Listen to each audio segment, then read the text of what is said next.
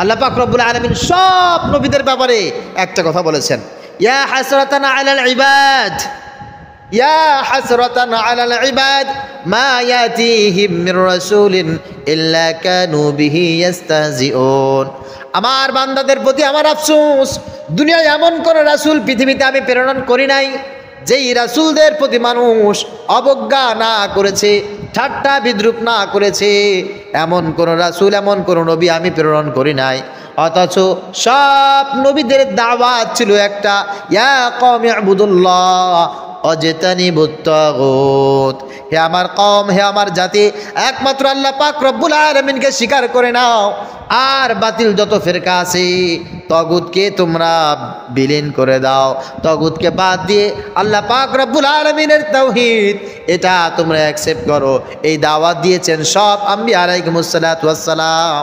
এই কারণেই তাদেরকে দুনিয়ার মানুষগুলো লাঞ্ছিত করেছে, অপমানিত করেছে। নবীজি সাল্লাল্লাহু আলাইহি ওয়াসাল্লাম বললেন, শোনো, এই দাওয়াত চলতে থাকবে ইলা ইয়াউমিল কিয়ামা, কিয়ামত পর্যন্ত চলবে।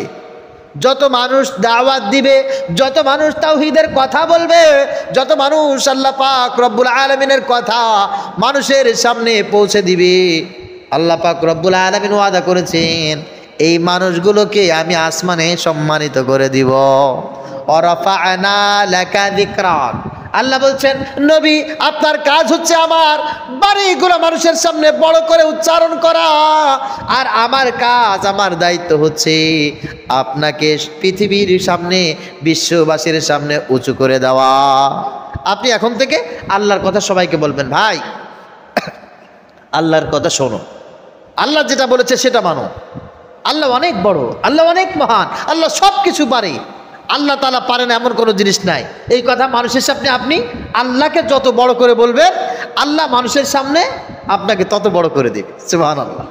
আর কপাল জোড়া পোড়া মানুষ, আরে কত মানুষের নামে মিষ্টি মিষ্টি স্লোগান ব্যবহার করে, কত মানুষের কত প্রশংসা করে। প্রশংসা শুধুমাত্র আসে না আল্লাহ পাক রব্বুল আলামিনের। আল্লাহর প্রশংসা মানুষ করতে চায় না। আল্লাহর প্রশংসা বান্দা যখন করতে থাকে তখন আল্লাহ পাক রব্বুল আলামিনও বান্দার প্রশংসা সবার সামনে বাড়িয়ে দেন।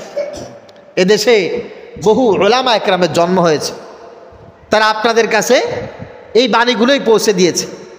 আমি ওভার 100 শিওর করে বলতে পারি অনেকের কলিজার হৃদয়ের স্পন্দন।